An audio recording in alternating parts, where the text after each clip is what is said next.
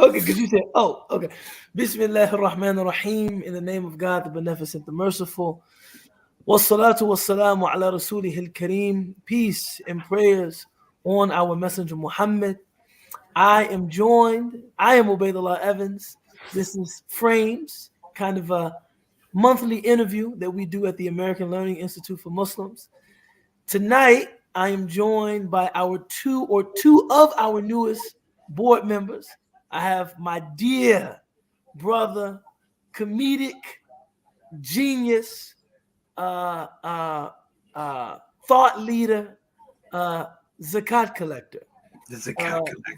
Hey! Zakat collector, Preacher Moss, DC's finest. I think now residing in Houston. And I have the best from Ithaca. I know you're not originally from Ithaca, but when I met you, you were at Cornell. My brother, who is now residing in Seattle, working in chaplaincy, working in, pastoral care, Yasin Ahmed. I recently learned that we have a mutual acquaintance. Your brother-in-law is one of my students in Chicago. Yeah, dude. You know how big a flex it was when I was like, I'm going to be on Sheikh Ubaidullah's podcast, and he lost his mind. You know, he was like, seriously, then help him. Tell him, man. Plug it on the show that he needs to help me find a wife. So all the women out there, my brother-in-law's a good guy. Look, you have faithfully discharged the responsibility, and you plugged it on the interview. Yeah. But let's get into it. This is a conversation. Of course, as always, the prompt is general. We can take it wherever you'd like to take it, but we did start with the prompt. This is Quran and community. So, of course, Ramadan is the month of the Quran. Inna anzalnahu fi laylatil qadr. God says we sent down the Quran on the night of decree, which, of course, is in the month of Ramadan. We find that people are attending Taraweeh, or the night prayers that are offered during the month of Ramadan. Many of us have goals to finish or complete a reading of the entire Quran, whether in Arabic or English. So the Quran is very much our devotional focus. In this month, I can speak to some of my own personal experiences with the Quran. I remember essentially, I explored Islam through the Quran. I was in high school, 16, sitting in my room, reading the Quran set to jazz music. And I tell people all the time, don't do that, right? You don't want to mix the sacred and the profane. If you're listening, you're listening. And if you're reading Quran, you're reading Quran. But at the time, for me, these were almost compatible sources of inspiration, right? I lived with my grandfather growing up. He was very much a jazz man in every sense of that word. And I felt like if I was going to listen to anything while reading the Quran as a high school student that knew nothing about Islam, nothing about its Sharia, nothing about its fiqh, nothing about its adab or etiquette, just somebody trying to vibe. This is how I attempted to vibe with the Quran. Preach, I'm coming straight to you. As somebody who knows, appreciates those vibes. Hold on one second. This we got what? Go ahead. Daddy.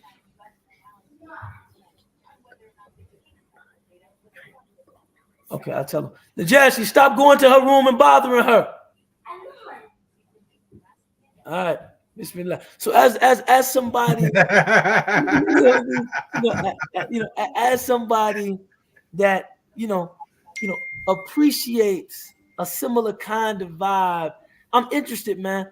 What were some of your first experiences with the Quran? Man, we were so hardcore on being Muslim, we didn't know about Islam. SubhanAllah. Being Muslim was the vibe. So the idea of Prophet Muhammad, peace and blessings be upon him, was tertiary because we didn't see him. We saw this movement. We saw this vibe. The Quran was a vibe. Jazz dudes that I travel with, and this is at a young age. You know, he's 17, 18 years old, watching dudes pray, and it's not Sunday. And you're looking at the dysfunction of the jazz band. And, you know, it's this dude, his name was Clay, and Clay was always calm. Like, and because I was too young to really be in the clubs, I was 17. I was a late 17, so every law that kept you from drinking, that I missed every law. I didn't get grandfathered in. So I would literally have to do my sets, immediately leave the club, and wait till they call me back in. Because I was that young. And Clay, when the show was over, he would hang out with me because he didn't go to the bars. He didn't drink. And then we would have these conversations at a really young age about how he was seeing the world. It sounds terrible, man, but he was like, so why do you have a problem with being a Christian? I was like, it's you know, you hardcore, you young, you crazy. He's like, yo, man, it's the Trinity. It's the Father, Son, Holy Spirit. I'm like, there's just too many white people for me, man.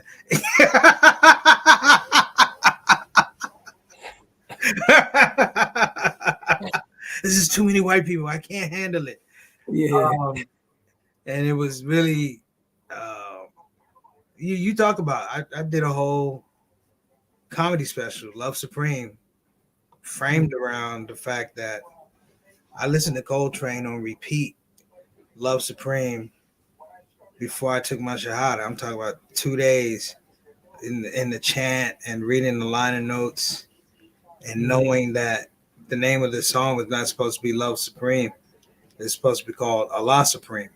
And because of the record producers, the quote, you know, the record producers, like, we're not gonna put out a joint called Allah Supreme. So a lot of the camaraderie I had as a young guy was running into musicians who are Muslim like you. If you go out now and the jazz guys now are the rap guys. Yeah, right. The funny thing is now you go around the rap guys, guess what? A ton of rap guys are jazz dudes. Now, not jazz dudes, but they Muslim. Yeah, right. You're gonna, you know, I'm in Houston, somebody hits me in the back. I know it's an accident, but you got to turn around anyway. Like, hey, what's up? You just make sure everything's cool. Yo, it's Scarface from the Ghetto Boys. Yeah, right. And I'm like, yo, the first thing is, yo, what you doing the math shit? And then you go, you're in the right place. You know what I mean? The thing is, like, bro, I ain't gonna sit in the math shit, call you brother Scarface, unless you want me to call you brother Scarface. He was like, just call me Brad. I'm like, thank you, man. I appreciate it. But it's Imam Wazir Ali who gave him his Shahada.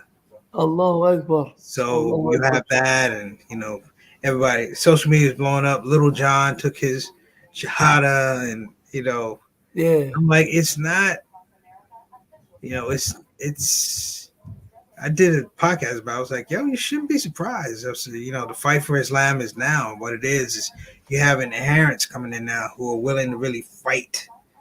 It's like a renaissance. Just like when you came into the nation, you had to be willing to represent it, but you had to be willing to fight for it. That's right. So it's a different type of esprit de corps coming through. MashaAllah. So it's like, yo, it's that new energy. So yeah, man, you talk about the Quran. The Quran is something I bought, but it sat for like 2 weeks. Yeah, right. Sat for like 2 weeks because I'm like, I wanted to be in the right state of mind when I get to it. And I think I listened to a Thelonious Monk, Bimsha Swing, and it really encapsulated how I was reading the Quran and an introduction to Arabic. But hey, you know, you can't read the actual Arabic, the transliteration. I mean, it sounds like a monk song, bro. It sounds like epistrophe. Literally, if you read Al-Fatiha, it's epistrophe to me. SubhanAllah. So it was a piece, and you know what? It's funny because the language of Quran and Jads is extremely transferable. Extremely transferable. I don't know if people really understand. If you go around the world and you travel, it's a currency. Quranic language is a currency. One of the things that I really appreciate about Quran is that you could have someone with your background or my background or someone with a background far afield from our backgrounds, and yet we can still sit with those meanings and derive great significance from them. So I want to turn now to my brother Yasin Ahmed, who I'm guessing, now look, no assumption is safe on the show, but I'm guessing your initial experience with the Quran had nothing to do with jazz music. I'm guessing. Well, actually, no, I'm joking. No, you know what? One of the things that was surprising, even as somebody who grew up as Muslim, nobody ever gave me a translation of the Quran until I graduated high school. Wow. So I just never. I remember there was two things that like really, and I think we underestimate the power of the Arabic in the Quran, even if you don't understand it. I sometimes think about like the words themselves, the Quran recitation, listening to it, reciting it. It purifies the heart, and the meanings purify the mind. And so, reading the translation, at our mosque, at our high school graduation, whatever it was, they gave us a copy of the Quran, and it was my first personal copy. And I remember going through it in college by myself, and it was so transformative that one of the good things about that first time reading it, just having not really like talked to other people while I was going through the Quran, I got to like figure out where I sit within it and situate myself within it instead of having people just top down. More as like later on when I started to study with some teachers and stuff, they almost put it back on the bookshelf in a way where they almost made you put it down. They're like, well, you don't have the tools. You need us. You need us in order to understand it properly. And, you know, traditional people, I understand where they're coming from. At the same time, they almost took it away from me, you know. The other thing that really blew my mind, there's a Tafsir Osmani. It's from like the 1800s and late 1800s. And it's written by a guy who was under British colonization and imperialism in the subcontinent. And just reading that and how the Quran was transformative, similar to the way that Sayyid Qutb shaded the Quran, even though it's not necessarily a tafsir, it's more of a commentary maybe. But the fact that the Quran addressed practical issues in such a real way, that it wasn't this pie in the sky book, it was something that gave people the determination and the plan to overcome the situations in which they find themselves. Yeah. It was so inspiring. I didn't realize the depth of it until I read a tafsir, and just realizing that you could read an explanation of the Quran from 1,000 years ago with Ibn Kathir, or from 100 years ago or something now, and they will have completely different ways of looking at the verses, and they're all correct. And it just shows you the depth of that book. It's an ocean. It's beyond an ocean. So that's that's beautiful, man. You know, I once participated really in a series of conversations that the distinguished preacher Moss was conducting, and this was about the institution of zakat. It's about mandatory or obligatory almsgiving. And we were talking about zakat, and we were saying it's amazing that the Quran, it contains both these vertical lines through which we are to seek, proximity with our Creator, right? Scripture, prayer, fasting, but it also contains these horizontal lines, right? Serving the less fortunate, being a person of upstanding character, being a solid relative, etc.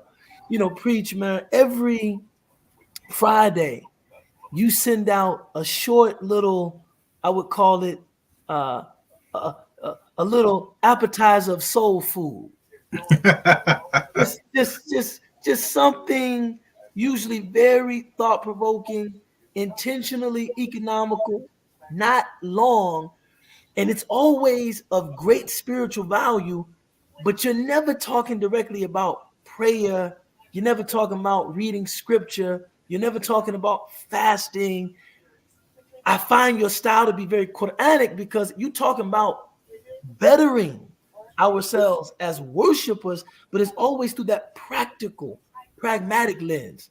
How did you come up with that? Was that influenced by the Quran? Was that, man, when I took my Shahada, the brother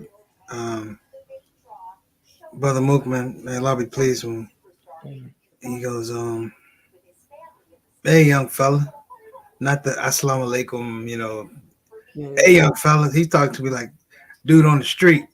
Right. He's come on over here. We're in the masjid. And he opens the door and he goes, look out there. And I look out, he goes, you're young Muslim. Goes, you see any burning bushes out there? This is Northwest DC. I'm like, no. He goes, and there won't be any. Islam is work. And the idea, even though on the Friday reminder, is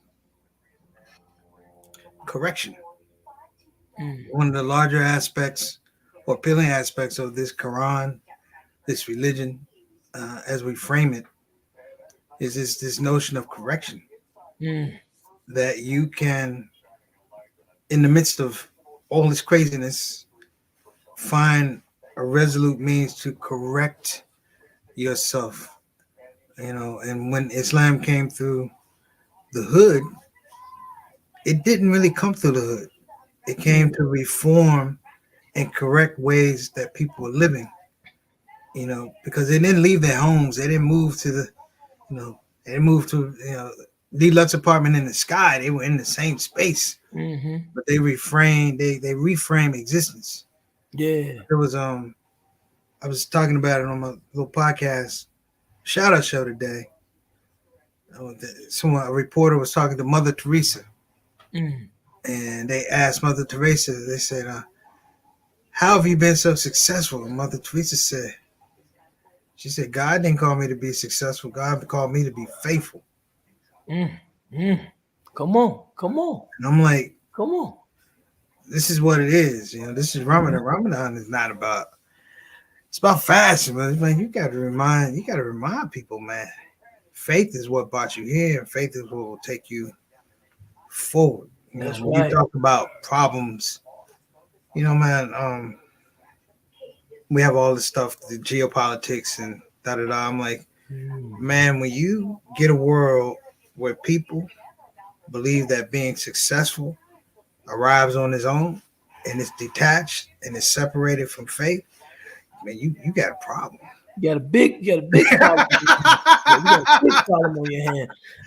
I'm reminded of the verse, I'm reminded of the verse of the Quran where, Qarun is a very interesting character in the Quran. Sometimes his name is translated as Korah, but he was a member of Bani Israel. So ethnically, he was an Israelite. And even though he was living at a time where the Israelites were an oppressed minority community, he somehow still became one of the wealthiest people in Egypt. And the children of Israel were oppressed in Egypt. And somebody saw him out there shining, looking like money. And they said, Qarun, ahsan, kama ahsan Allahu ilayk. He said, Qarun, just be good to other people the way God has been good to you. Like, when you think about a solid way to remind somebody to give back what they've taken, or to pay what they owe, or to pay it forward, or to not forget where they came from, they said, Qarun, ahsan kama ahsan Allahu ilayk. Just be good to people. Clearly, God has been good to you. Qarun looked at them and said, God, inni utituhu ala ilmin indi.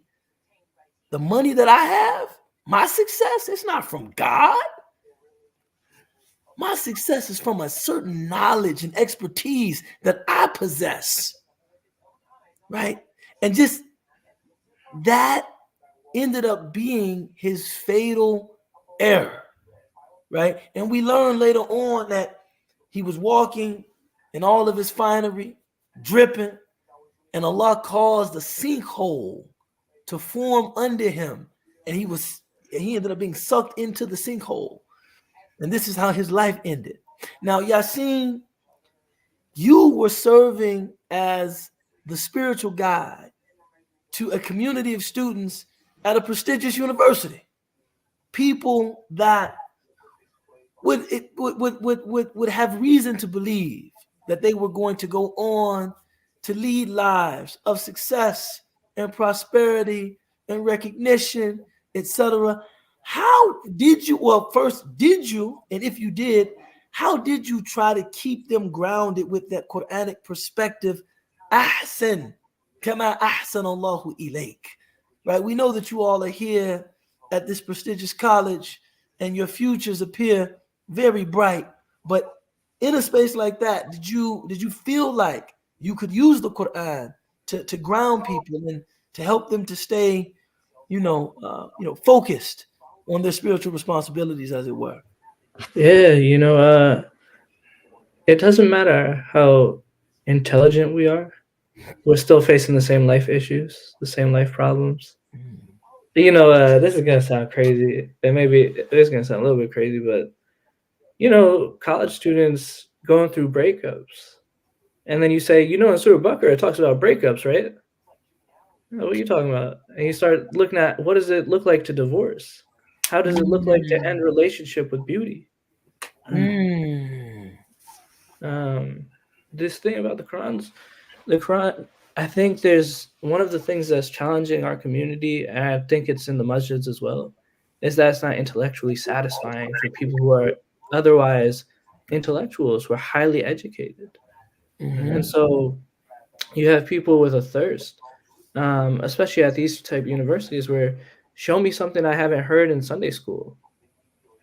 And you go through, what's your favorite verses? And people will say maybe Ayatul Kursi, or they'll say, something pretty famous.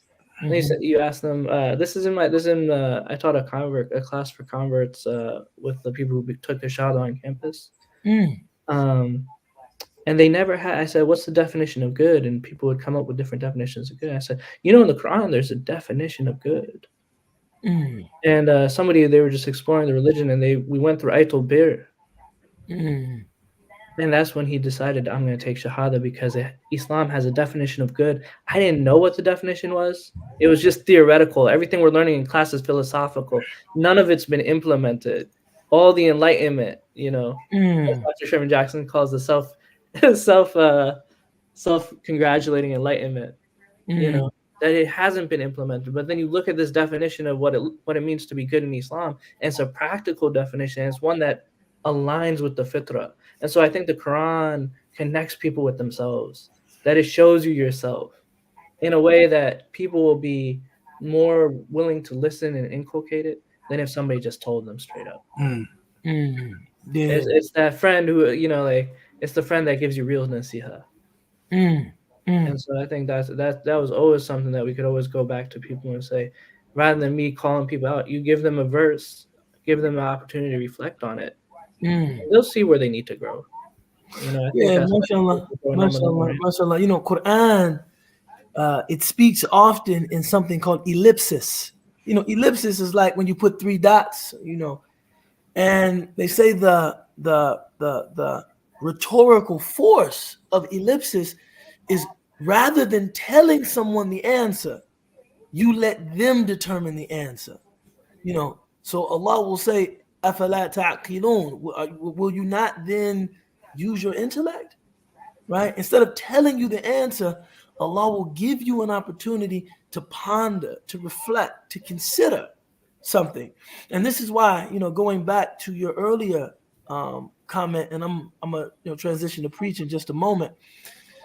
the Quran cannot be engaged as God intended it to be engaged if we're engaging it through intermediaries. Now, scholarship is important.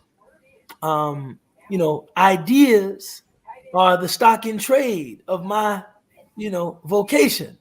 But the Quran was meant to be read, pondered, considered, reflected upon. And God can give in our unique understandings of the Quran gifts that may be some of the biggest exegetes, some of the biggest, expert, explainers of the Quran, commentators on the Quran might miss. So one thing I've always appreciated about rapping with Preach is every time I would see him, he would say, "Allah is God, keep it simple." Allah is God, keep it simple. Right? Allah is God, keep it simple. And I felt that. Because that's a deeply Quranic sick. يُرِيدُ اللَّهُ بِكُمُ الْيُسْرَ وَلَا يُرِيدُ بِكُمُ الْعُسْرَ. Allah wants ease for you and not difficulty. So allowing that to be a guiding principle. Allah's God, keep it simple. Tell me, man, why would you say Allah's God, keep it simple? This was something that I knew from you so consistently that if someone were to ask me, give me a statement that Preacher Moss would say, I would probably say, Allah's God, keep it simple. Right? Why did this become like, your calling card, your mantra? I think one of the tougher things when you come to religion or you're looking to leverage the religion for the better good of yourself and corrections. Allah's God, keep it simple, is a street thing. It's a reminder that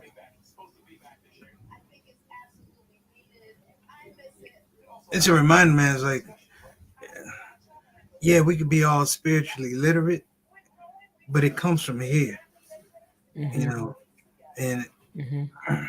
I think the thing that's really important is like you gotta acknowledge him, man. You Muslim for a reason. I did some podcasts in Scotland. I'm like, let me tell you about the Rasulullah, peace and blessings be upon him. I said, man, you realize how many people trying to change their lives, live accordingly, fast, be ethical, their marriages, their pattern of marriage of children, over dude they never met. It's heavy. It's over dudes you never met. It's heavy. You left the game for dudes you never met. It's heavy like that. Yeah, it's heavy like that. Baby, I love you, but you ain't Muslim. We can't live that way anymore. You left your girl for dudes you never met. It's heavy. It's heavy. Look, I can't gamble no more, yo. I can't drink anymore. I'm trying to do this for a dude you never met. Do you know how compelling that is? Oh, man. You send your mother dragging you to church. You're a grown man. And then you say, what compelled him? Man, Allah's God. Keep it simple. Keep it simple. I don't even look. I know there's a lot of attributes, characteristics of Allah. Allah's dude, man. That's Allah's God, period. You ain't calling nothing else God. That's right. So it's like, yo, keep it simple. On your bad days, this is what it is. On your good days, this is what it is. What it is. So I was like, hey man, like the old school brothers, Allah pulled you out of manifest error. First time brothers ever used the word manifest and error together in their lives. Yeah, that was that. He pulled me out of manifest error. Man, look. Sometimes I wonder, man, if Yusuf Ali, the translator of the Quran, knows how deeply he influenced English in some urban communities, because a lot of that is directly from Yusuf Ali, right? That translation of the Quran in particular, that was my first translation of the Quran that was gifted to me by my grandmother. And it is actually his idiom, his translation, that when I think Quran in my mother tongue, that's what I think. Like when I think dolal, I think manifest error. That's Yusuf Ali all day, man. So you were talking about Yasin, reading the Quran in English, and this is just I'm interested, man. We grow up in Muslim families, my own children, the way that I'm rearing them. I'm just thinking about this. I sit with my son on many days, trying to teach him different surah from the Quran, different chapters from the Quran. But I've yet to actually encourage him to pick the Quran up in English, read it, think about it, talk about it. Right? We have such kind of this, sanctimonious respect for the Quran that we forget that this is a book that offers us real guidance concerning how we live our lives, right? And I remember, just to come to you in a minute, because I know you have a new pastoral role with Wasat, in Seattle, and I'm very happy about that. I was talking with Imam Hamza Abdul Malik, which we're bringing out here, by the way. I just talked to him. Yeah, just do some programs, inshallah, guiding the youth. Please make sure you have some daisies for him. Yeah, I'll do my best, man. MashaAllah, man. It's nice. One of the brightest and one of the best. Oh yeah. Hafidhahullah, may Allah preserve him and preserve his pen and bless him in his endeavor to teach the Quran to our young men. But I was talking with Sheikh Hamza, and he said, we can teach people to respect the Quran because it's the word of Allah and put it in the highest place in your house, and every harf, every letter of the Quran, you get a reward for reciting it, and hope that they develop a respect for the Quran. Or you can tell people, this is a book that has the answers to your questions. This is a book that will help you to resolve your issues, help you to deal with your problems. And then he just, he asked, I think a very compelling question to us as a community. Why don't we teach the Quran in that way? And so I'm curious, man, for you as somebody working in pastoral care, how central is the Quran to what you offer people as someone trying to help them navigate their spiritual journeys? There's nothing that gives people permission to be human with all of our flaws and our anxieties and our shahawat, our desires that we can't overcome, like the Quran. Allahu Akbar. When I find people who are so fragmented and they can't deal with their thoughts, and I say, خلق الإنسان في عجز, you were made in ajaz, like you were made in a state of anxiety. That you're not wrong or you're not messed up because you have anxiety. That is part of the human condition. God said so. You're weak because God said so. No. You're not independent. God is independent. You're dependent because God said so. It allows people to give themselves permission to be flawed and to be human and to grow. That's right. And to not have these expectations. That was one of the things that always stunned me. And that's part of the... So like in pastoral care, we often talk about like affirming people first before giving them advice. That where you are for Allah subhanahu wa ta'ala to, Imam Khalil at Princeton University, he's the chaplain out there. Beautiful person, beautiful brother. I remember he talked about at the beginning of the Quran. That's my beloved. Mashallah, man, I communicate with my brother. Not as regularly as I would like to, but regularly, and just shout out to Imam Khalil. He's about as Quranic a person as I've seen. Allahu Akbar. And I went to school with him. We were classmates at the seminary. So, he would talk about Imam. His teacher, his sheikh is Imam WD, right? And so he always talk about how Imam WD would wear suits with white socks. Allahu Akbar. Remix it. Him and Michael Jackson. Remix it. And maybe this was even influenced this idea from Imam WD, but that the Quran starts with hypocrites and taking in the hypocrites. And that by the end of it, it ends with Surah Nas as like you find your humanity. And the whole Quran is a process of you getting better. And so just allowing people the space to figure that stuff out. You know, they say it's just amazing, man. It's unbelievable. They say for books, good poetry or good, you have to figure out who you are in the story. And if you want to read a book properly, which character are you? Allah. You know, we like Sheikh Mendes, and Sheikh Mendes, you know, he's helping us out. What's up, mashallah? He's our visionary. In so many ways. You know, we think about like when we're reading Pharaoh and Moses that we're Moses. But we have an inner Pharaoh that we have to deal with. Of course. That's a tyranny over us when we think about our addictions, our, you know, all the things we're dealing with. So I think that's part of it. And then number two, like one is to affirm people. And then number two, there's no book that gives people hope like the Quran either. That when you can go into the say whatever you're dealing with. You know, I was working with I was doing some prison chaplaincy. And the story of Surah Yusuf. I mean, just forget about the incarceration part. False accusation, and then the redemption. To reconnect with his family. Because even when your families break up with you, you still have a desire for a healthy family. It's something that doesn't leave, that inner voice. So I think it strengthens people as Allah subhanahu wa ta'ala. I revealed this to strengthen your heart, Muhammad. And thereby his ummah.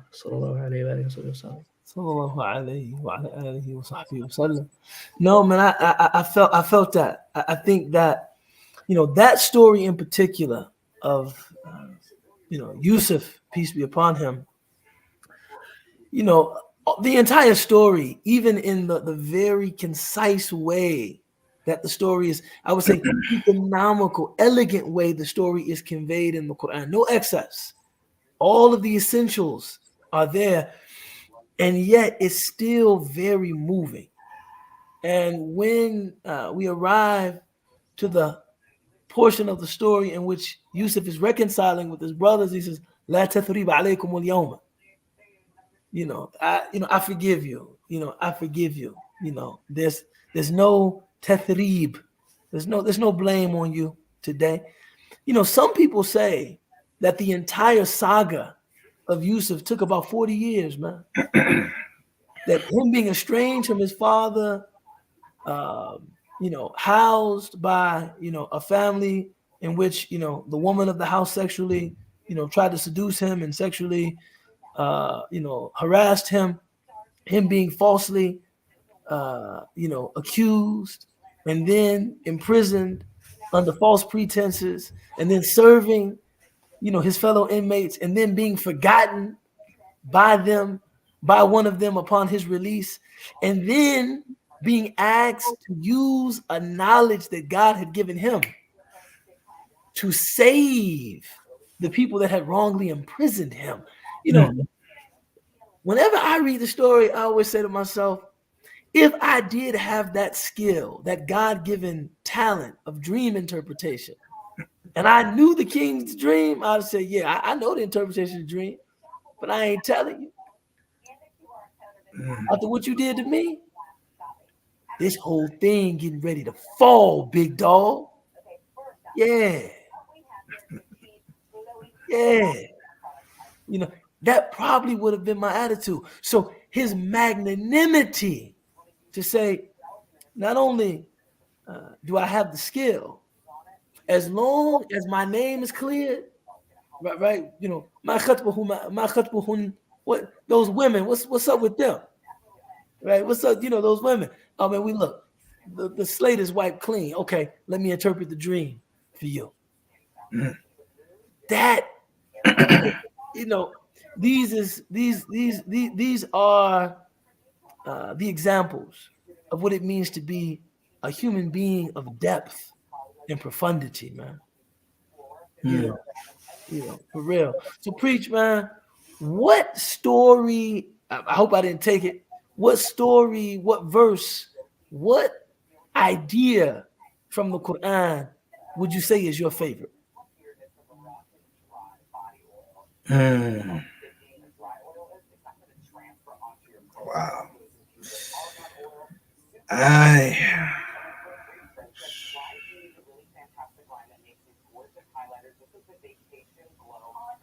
Man, that's a good one.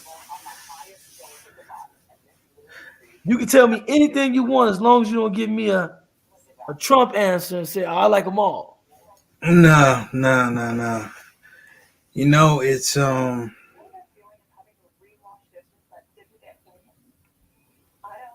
Surkoff. And the reason why Moses is on this trip, because he declared that his knowledge was absolute, that nobody knew more than him. Nobody knew more than him. Yeah. So he's and it's a reminder. You're on this trip because no one knows more than you, and they send you to this person who reminds you that you don't know more than this person. He's constantly saying, you ain't got it, dog. You can't. Yes, I can. No, you can't. The man's called you out. This gave you 3 examples. Yeah, this is not for you. Get it. Yeah, you can't. This is not for you. You got 3 examples and you didn't get it. He told you.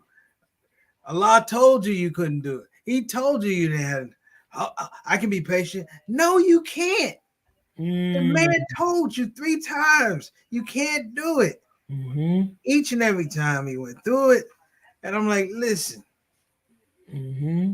if Moses is wet in the bed like that, what you think we doing? I literally will check myself. Like, man, we don't know. The best thing I could do in the morning is wake up and not know, but be aware that I don't know. To be humble. Say, oh man, hey man, you're talking. I can have a stroke and never talk again. You'll never hear this knowledge.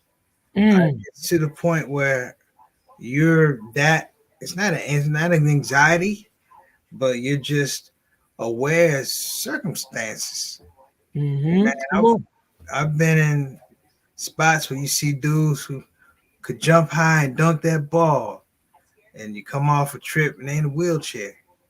Yeah, that guy thought he could dunk that ball the rest of his life. We were young and we were vibrant, but nobody told him about drunk driving. Wow, it didn't appear, and it's like it's not a doom and gloom. I'm like, but man, when you really start to think about all the things around the world that are happening, it's humbling, man. Indeed. You can have a full meal around the corner. Somebody could be in a house bigger than yours. No food. Indeed. No food. No electricity. No water. Well, it's just a house. That's it. You know what I mean? Yeah, that's it. Like you kind of feel that way, and then that's your presence. Like a friend of mine, he gets a reminder. He's like, "Yo, man, you talk to a lot of homeless people," and I'm like, "Yeah. Have you ever tried being homeless?" I said, "I did it for about 10 hours, and I didn't like it." Man, I did it for 10 hours. I didn't like it. Your man Eddie Murphy, man. I saw him on the Comedians in Cars getting coffee. He, of course, being interviewed by Seinfeld, and he said, "Kid, why would you do this, baby?" I'm talking, man. No. Wait 1 second. And so, Eddie Murphy said that, and I don't think he intended this as a callous joke, But man, did I laugh, man. He said, some homeless people, man, are looking at people camping, thinking, oh, so y'all think this a game, huh? Y'all think we out here playing, huh? You know what I mean? Because it really illustrates that for some people, living outside of doors is just a voluntary activity to reconnect. But you know what? A more natural way. And some let me interject here. When we were growing up, you didn't really have homeless shelters. We have them now. And in here in DC, the homeless population were largely a result of them shutting down and opening the doors on St. Elizabeth's mental institution. So you put all of these mentally ill people out on the street. Wow. And we didn't know. We didn't have words like homeless. You know what words we had? Phrases, doing bad. You're down right now, doing bad. So it's a continuum, like I can bounce back. Yeah. Homeless sound like hopeless. Yeah, no, it's interesting to look at how language changes. Now I think it's even more respectful to say unhoused. I don't know where that comes from. Yeah, I'm not sure. I'm not a big unhoused fan. Yeah. I'm not sure either. I've been corrected numerous times. Yeah, I think it's to suggest that being homeless sounds more hopeless, like you are unmoored, rootless, with nowhere to go. Unhoused means you might enjoy the same feeling, because people say home is a feeling, the same feeling of home in different places with different people, but you don't have a dwelling. So that's perhaps why they say unhoused. But Yasin, I want to give you the last thought, because we're coming up to iftar time. Your favorite reflections, verses, stories, ideas from the Quran. First, I just thought it was really beautiful, Preacher Moss, about Surah Kahf and just all the lessons from it. And one thing is, like, when I was going through my bad phase, I guess, relatively speaking, I knew, or I heard, that if you just read Surah Kahf on Thursdays, it forgives all your sins.